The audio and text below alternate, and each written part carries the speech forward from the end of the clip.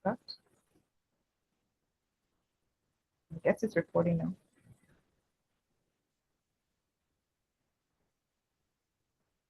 Hi, everyone. I'm Tosan. I'm excited to facilitate today's discussion. This is my first time facilitating a book club, so pardon me if I'm a little jittery and nervous. Yeah, nice to see everyone. I think we can get started. I have some slides prepared. I didn't have the time to push them to GitHub, but I'll do that after the session.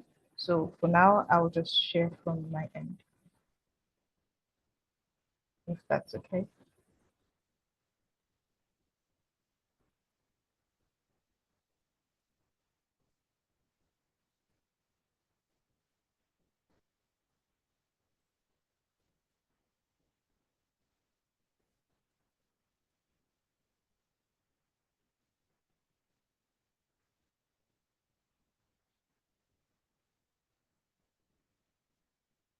Are my slides visible to everyone or just me? Okay, good to see.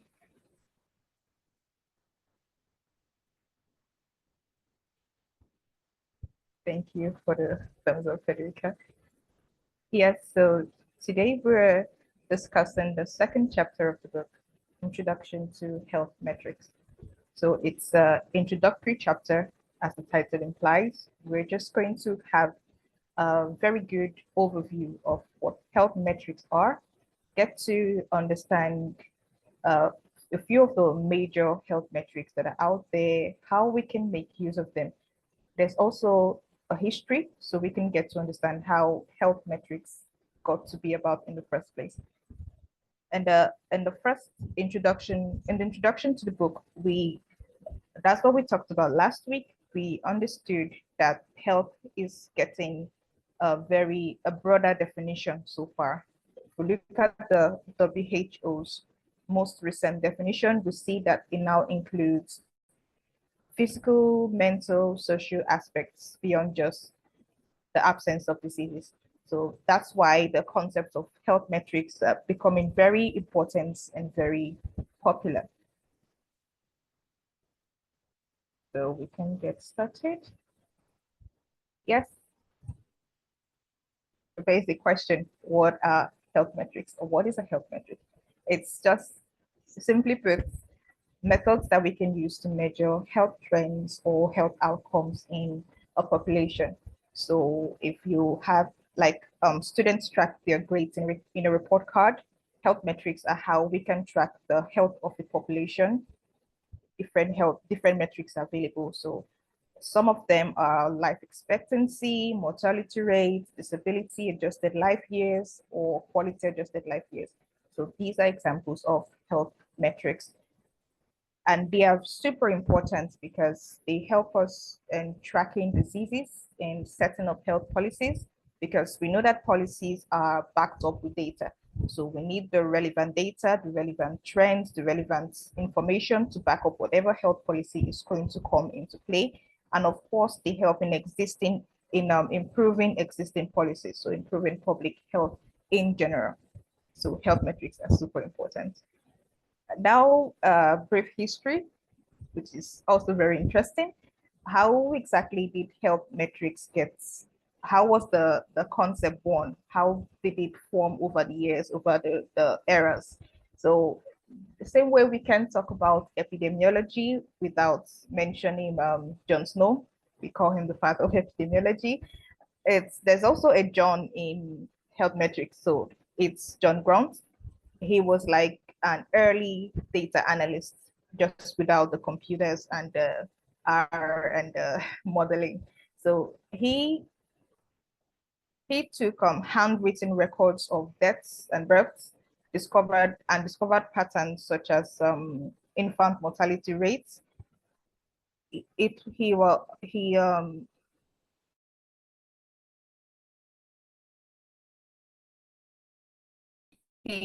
published a landmark work titled Natural and Political Can you still hear me? You're breaking a bit. Okay. Little unstable internet here, but can you hear me? Is it better now? Yeah, seems better. Okay. Hopefully the break happened when I had a glitch. Okay.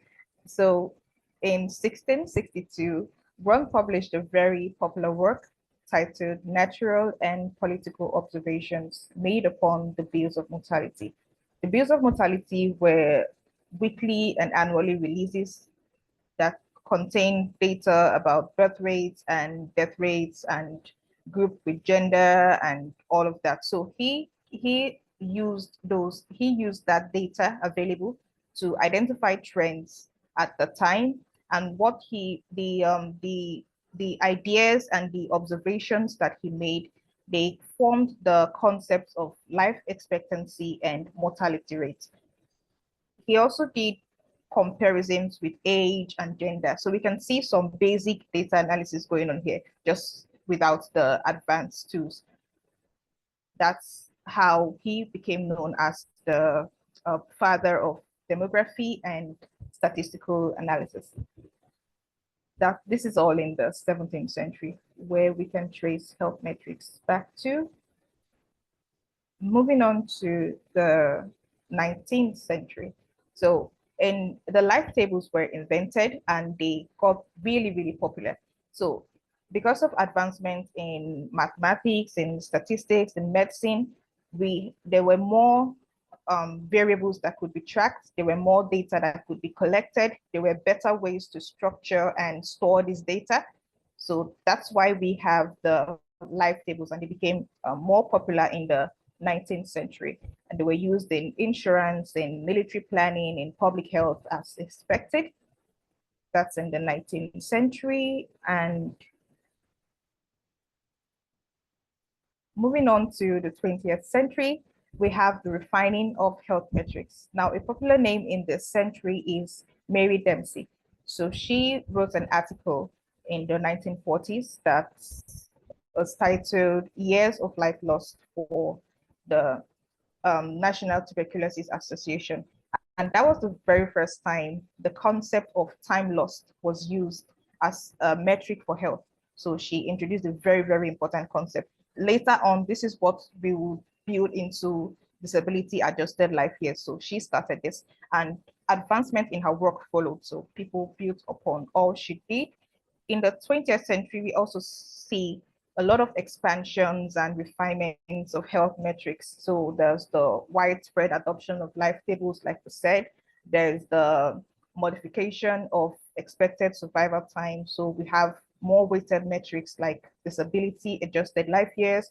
And of course, there are more comprehensive assessments of population health by accounting for mortality, quality of life, and other metrics that were not previously accounted for. And this life table it's great because it creates a more structured and systematic way for data to be presented and analyzed compared to the descriptive methods that were previously used in earlier centuries. Now we are in the present, the 21st century. So today is a great time to be alive because we have more interesting ways to gather, clean, store, analyze, present our data. So we have the high power computing, big data analytics, machine learning, so many other things that Federica will explore later on in the book. So these are the concepts, the innovations that we have in this century, and how they built upon the foundation from the earlier centuries, from what the earlier fathers and mothers of health metrics have developed. So now an example was in the COVID-19 pandemic, which is one of the biggest inspiration for this book. We were able to track and do predictive models for outbreaks, even real-time monitoring how far the disease is spreading across regions and countries. So these are things that are only possible in this century. And now health metrics, because of the advancements and innovations in technology and whatnot, health metrics are now expanding to be more broad. So we now have social determinants of health being incorporated into health metrics compared to when we were just concerned about, hey, what is killing people? Now we want to know also what are making people's lives better and how are people, how is the mental health, how is the social health? So that's also something unique that we see in the current landscape in the 21st century. So a very interesting concept and overarching concept here is the summary measures of population health. So these are this is the like a financial budget for health in simple terms. So under the summary measures of population health, you have health expectancies, which are the good, the pluses, the good years of health, and health gaps, which are the deaths or the years that are lost. They're also called the summary measures of population health are also called the composite indicator. And these are what we are going to be exploring as the health metrics in this chapter.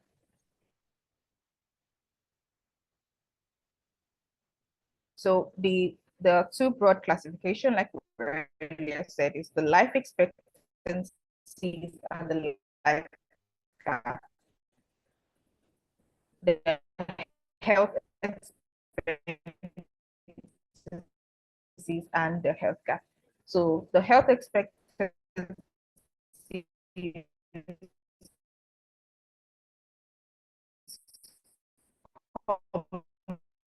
Breaking again.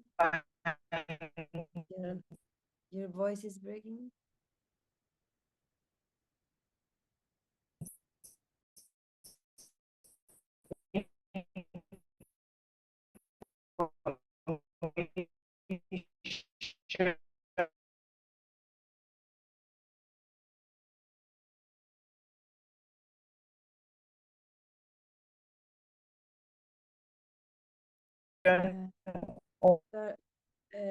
Tosan, I don't know if can you hear me?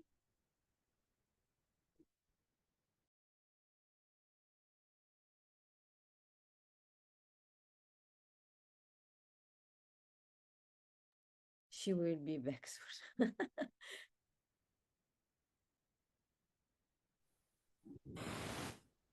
Hi. Okay. Can you hear me? Yeah. Yes, we can. Okay. Sorry about the interruption.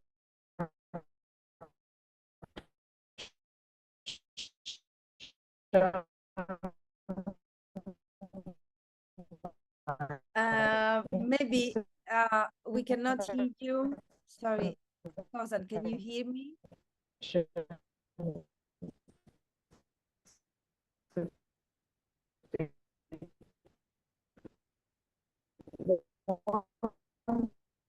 No.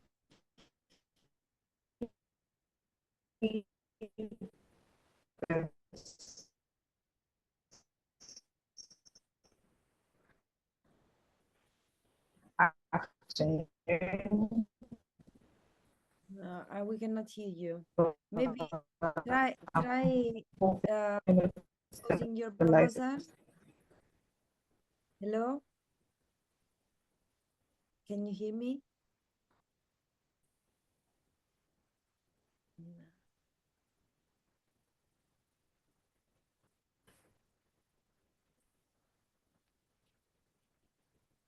Yes. Can you hear me now? See if you have any things open that may conflict with your presentation or something.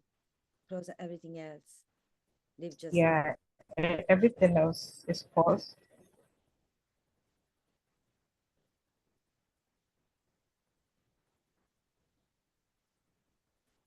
I'm just going to keep my camera off because sometimes when I have my video on, it also messes up with the internet connection. So let's try again.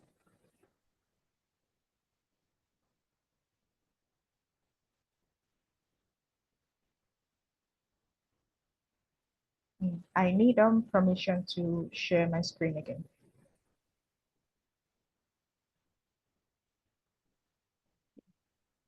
Can you share your screen? Yeah, I'm a host now. Thank you.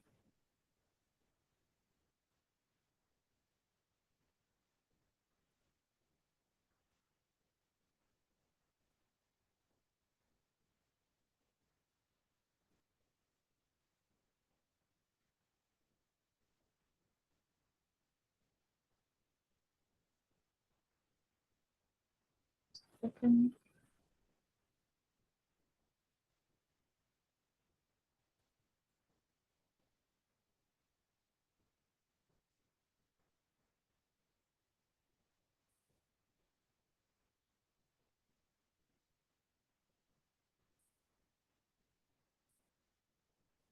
My screen should be visible now.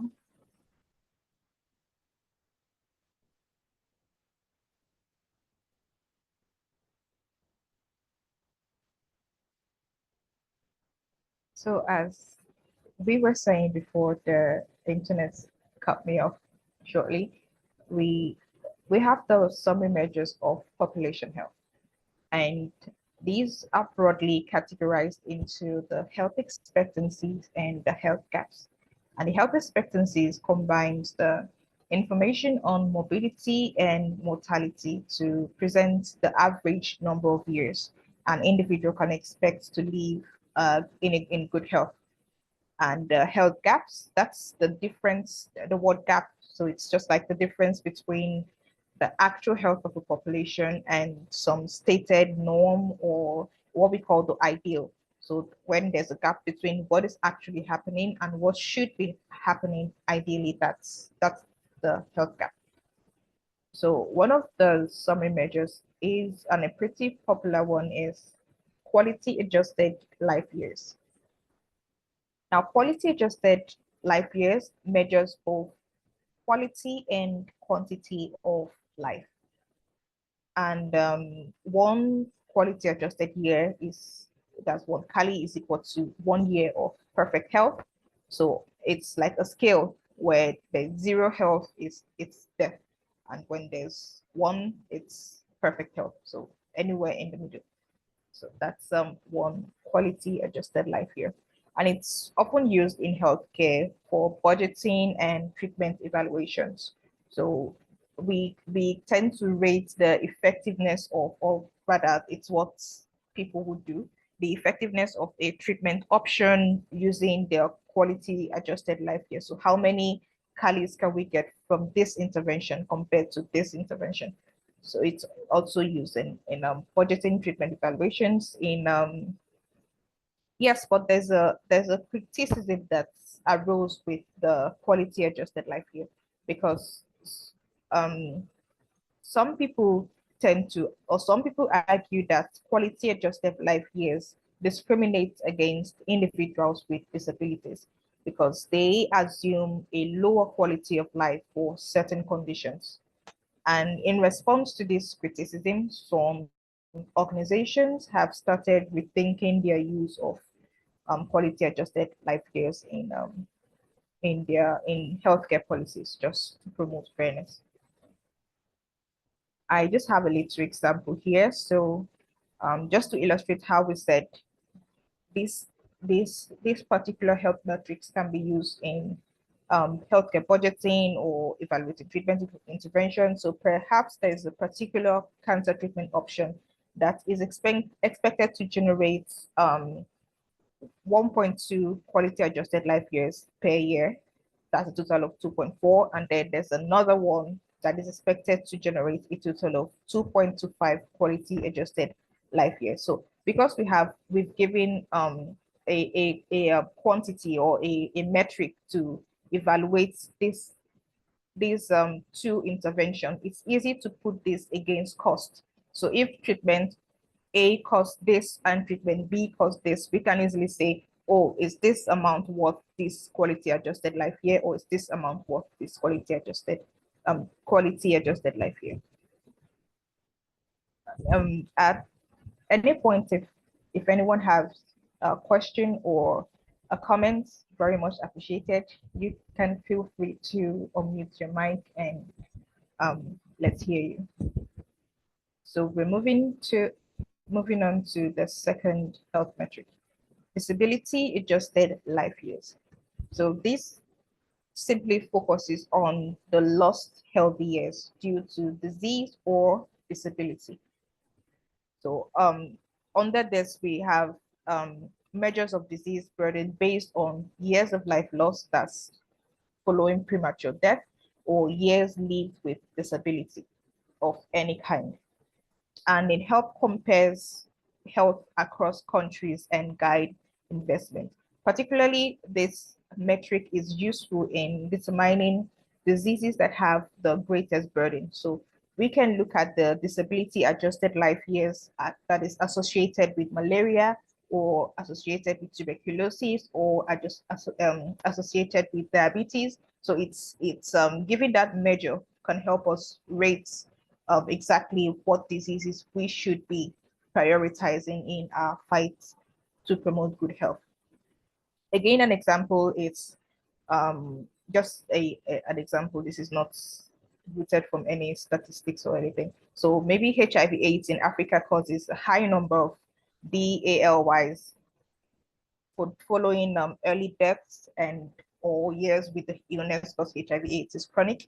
And we can also compare that with back pain in the US causes high number of DALYs. Now, while back pain may not cause a lot of deaths, it can be chronic for a lot of people. So a lot of people may be living with we'll be having DALYs because we have a higher number of people with back pain. So we can compare with disability adjusted life years.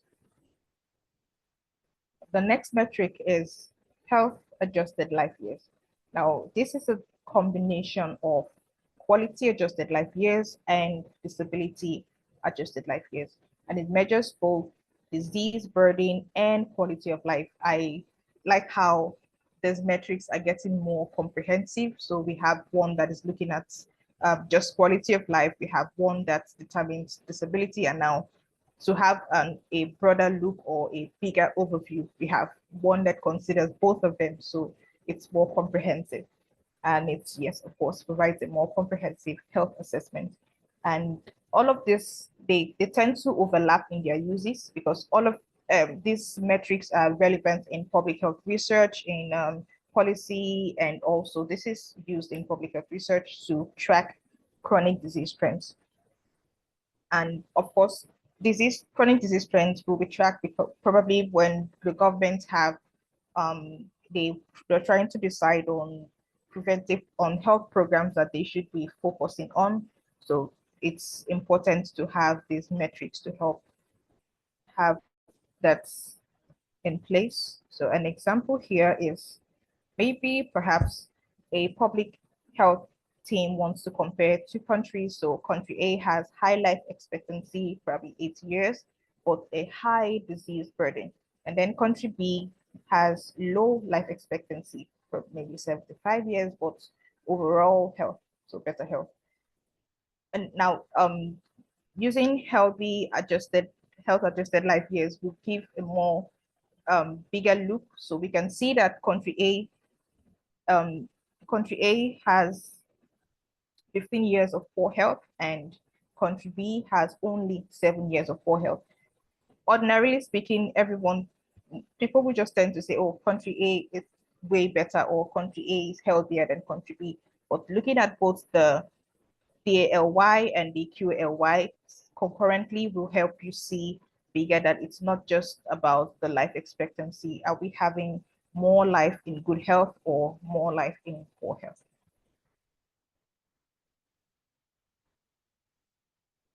Again, we have health adjusted life expectancy. So this adjusts life expectancy by considering time spent in poor health. A lot of these metrics I can see tend to overlap, but they all have their unique areas where they can be implemented. So it's used for public health. It's used in public health decisions and research like the other metrics, and of course in policy. So health adjusted life expectancy it's useful for understanding how long people live in good health rather than just measuring total lifespan. And it helps the government plan healthcare services much better. Again, with an example, Japan, example, of course, with 74 years, people live long in good health. And this is not just the the lifespan now. We've also looked at how this, even though the life expectancy in this country is high, how is the health status of the people in this country? So you also have to put that into consideration for this particular metric. And then we have in Nigeria, where people have shorter lives and also with more illness. So um, despite having higher expectancies in some countries, the health adjusted life expectancy can also show if people are living long in good health. Next, we have healthy life years. It can also be called disability-free life expectancy, saying that the definition of disability tends to center around being not healthy. So healthy life years, it's also called disability-free life expectancy. And it focuses on years lived without significant disability. Very useful in the aging populations and elder care policies. And it helps the policymakers plan for elderly care services and long-term care needs. And of course, I think it has more application in the geriatric population.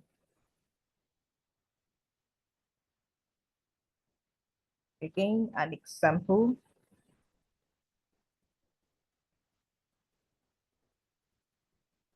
We have, if a government is deciding whether to increase the retirement age from 65 to 68, if the average healthy life years is 70 years, it means people can work longer. But if the average life health if the average healthy life years is about 60 years, increasing the retirement age may lead to more disabled workers, because we have from 60 years above, people tend to have lower health life years. So it might not be a great idea in such countries. And finally, well-being adjusted life expectancy. This is like the health metric of the 21st century, where mental health actually exists. So it's a newer metric, of course, that includes mental health, happiness, and social well-being. So it's more holistic, not just considering, oh, is this person sick with malaria, or is this person sick with tuberculosis, or it's looking at how beyond just physical or physiological and anatomical diseases, we are also looking at mental health, happiness, and social well-being for well-being adjusted life expectancy. And yes, a more holistic view of health, and it helps shapes policies that support mental and emotional well-being. An example, it's a country that finds life expectancy to be 78 years old, but the well-being adjusted health expectancy is only 60 years. It means people may be living longer, but they are not very happy. So it's another view to things, and it's very interesting.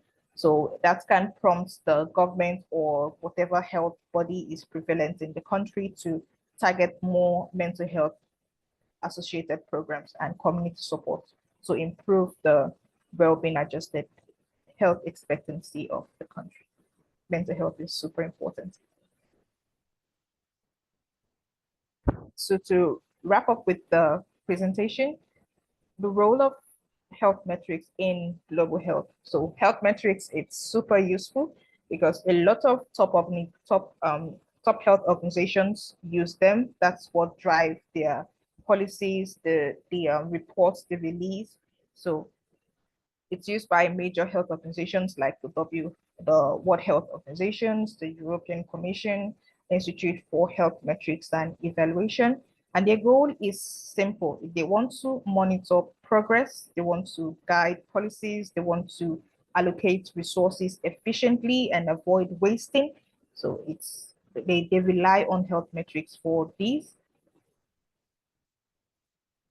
And of course, that's how they keep the public informed, like we experienced during the COVID-19 pandemic.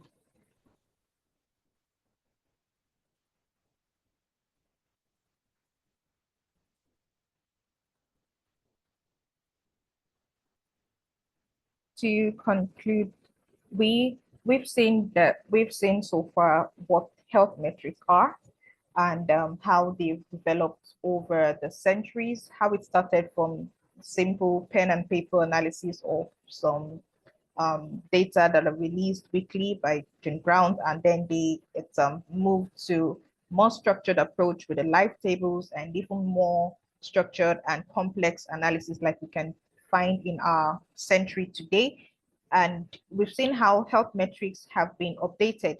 The most recent one we have on our list to explore today is the well-being adjusted life expectancy. So as these new health metrics are coming up, it shows that investigations and research are going on to see how we can tailor health metrics, or how we can tailor measures and research to move with the evolving landscape of health field. So we can see that, yeah, a lot of people are coming to recognize the importance of mental health in the world today, or the importance of social well-being, or the importance of any other health metrics that will be coming up in the next couple of years. So it reflects the shifts, yes, of course, beyond just physical health, but to more mental and social well-being. And we are looking forward to even more adjustments and further investigations and newer metrics that will be all encompassing to promoting overall good health globally. I just have a link to the Global Health Observatory of the WHO.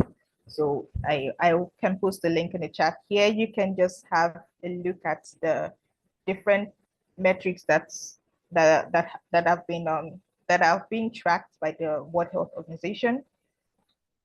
They have the data there, so it's just nice to watch and play around with the data sets and see how exactly how far health metrics.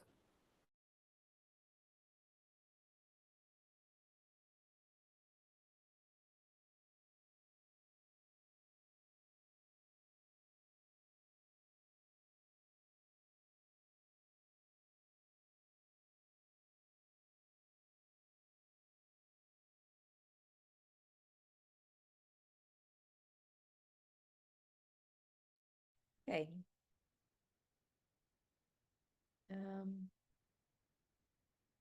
Thank you very much.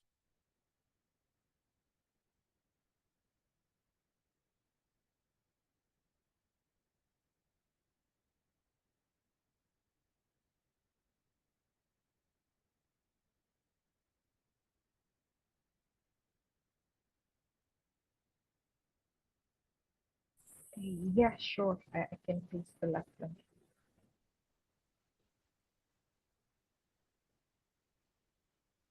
Yes, so if you have questions or comments, we can take them now in the next couple of minutes we have for the session.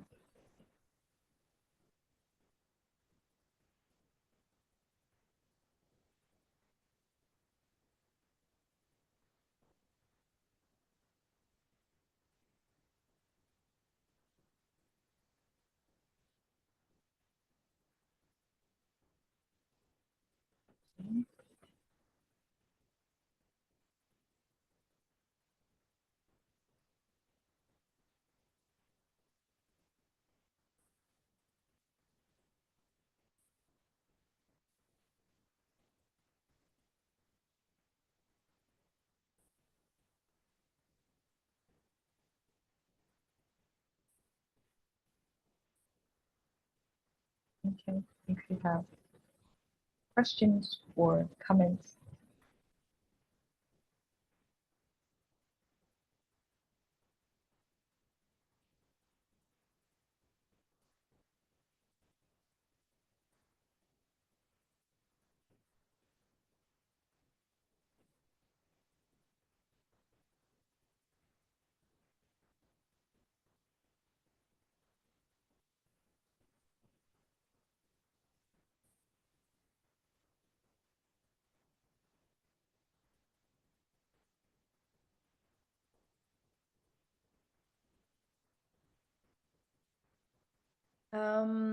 Yes. Just quickly, Okay. which based on this chapter, which health metrics, DALYs, ELL, ELDs, do you think is the most impactful for decision making?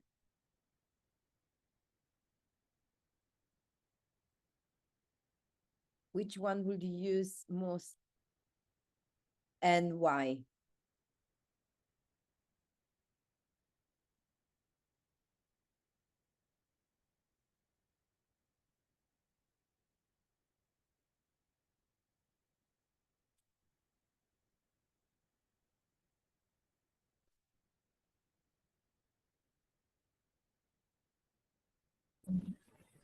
Can you hear me? Yep.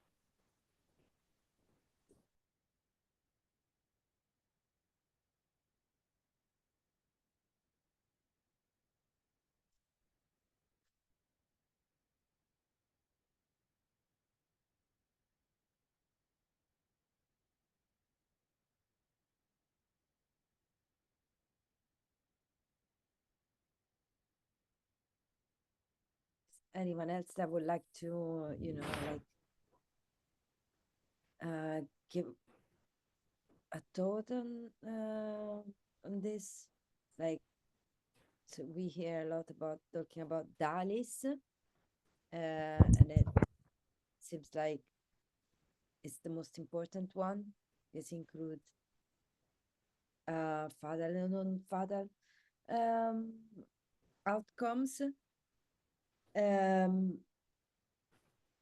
But as we said, there's more in development to include both physical and mental well-being. Do you have any thoughts on that?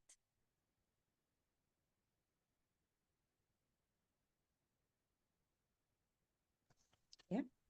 I think it probably depends on the context and the questions that you are asking. For example, in the book, you mentioned that for health insurance companies, they tend to look more at what Tosan was calling the gap measurements, like what would be the difference between intervention or no intervention. And I think if you think as a government, potentially you would look at others. Potentially, that is maybe one thing that, reacting to one thing that you just said, it's not necessarily because DALYs are used the most that they are the best, because I think they are over constraints that governments will take into account, like how easy it is to calculate. Do you need a lot of over data to aggregate? Because, for example, the last maybe that you mentioned, maybe you need data that countries don't collect. And so maybe that would be the best on paper, but they cannot calculate it, or they don't want to invest money into developing pipelines to calculate this data or this index, etc.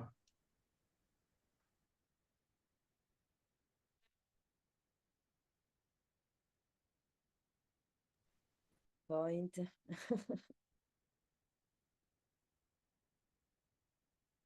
Yeah, Robert. You have your hand. Oh, shall I go? Sorry. So I guess for me the thing with DALYs, because it's just I don't know, a binary scoring really. It's life years lived with disability or not. You would have to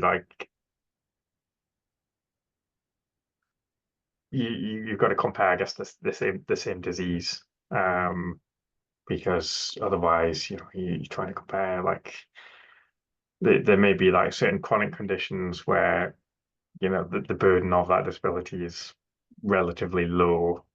It doesn't necessarily impact on your life to the same degree as other things.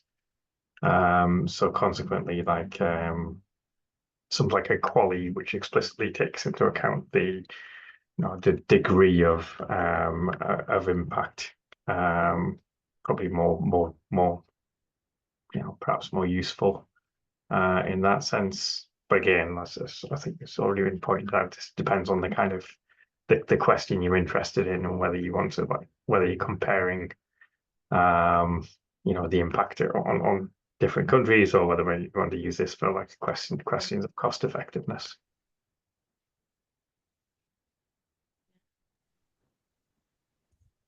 I think it's there is a nice discussion about how qualities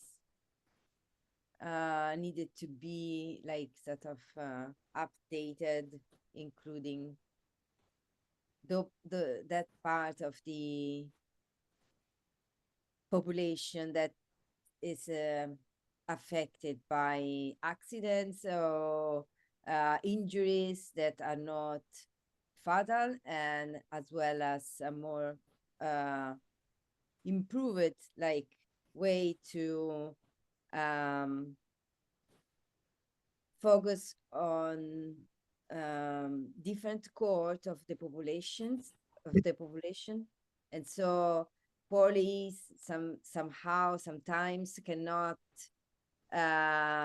identify a part of the population that is affected by the disease. For example, let's say that we are comparing countries, so it is not there is a nice discussion that lead to the development of other matrices that are now focusing more on, such as inclusivity,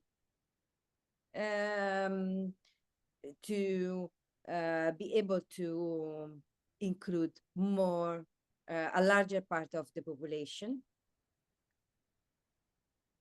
and that's why the DALIs then, such as took over the qualities for some in some senses. But as you said, within the insurance companies, for example, considering the costs of claims to cover the interesting parts of, when it's the money part.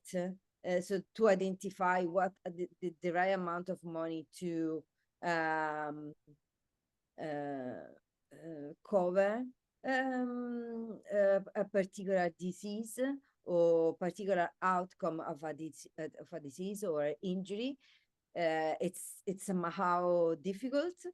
And so police have a bit of more focus on the economical parts, so identifying the monies and things, while DALIs are more focused on the numbers of, for example, so the numbers of years of life lost, and the number of years of lost due to injuries, and they somehow want to cover this gap within these two metrics to achieve a better, a more focused metrics, including like physical and mental well-being. So it's a nice discussion. And it's always difficult to see companies updating, with the most updated metrics available within the research teams that are working on those metrics, but somehow they are still working on it. And what I really like is basically be able to compare the diseases or injuries outcomes within countries. And so basically the focus even on this book is more on comparing countries, the impact of disease or injuries within different countries. Okay, so do you have any questions? What do you think? There's any other questions that we want to go through?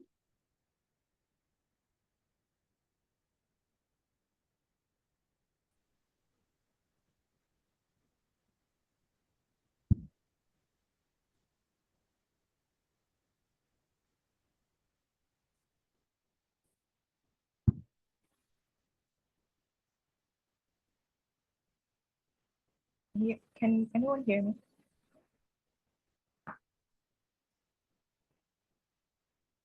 I didn't realize I was muted earlier. It's nice hearing everyone's contribution. I think we have we from what we've said, there's this common theme of the health metrics are unique to the circumstance or the user of those metrics, like the police, the researchers, nurses, doctors. So we define the most important metric depending on who is defining what is the most important metric. Something very interesting I read in the introduction of this book is how difficult it is to standardize health metrics globally. I mean, there are practices that are considered unhealthy in some cultures and are considered healthy in other cultures. So it's not always going to be easy to decide on the one best metric overall. It just varies with the culture and who is defining or who is using this metric.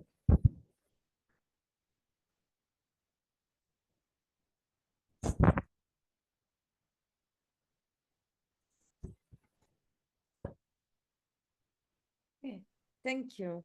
Thank you very much.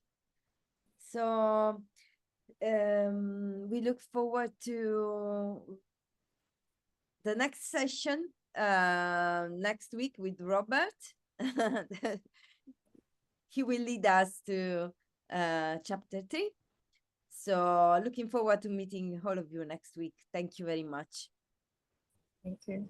Thank you, everyone. Thanks. Bye. Thank you. Thank you.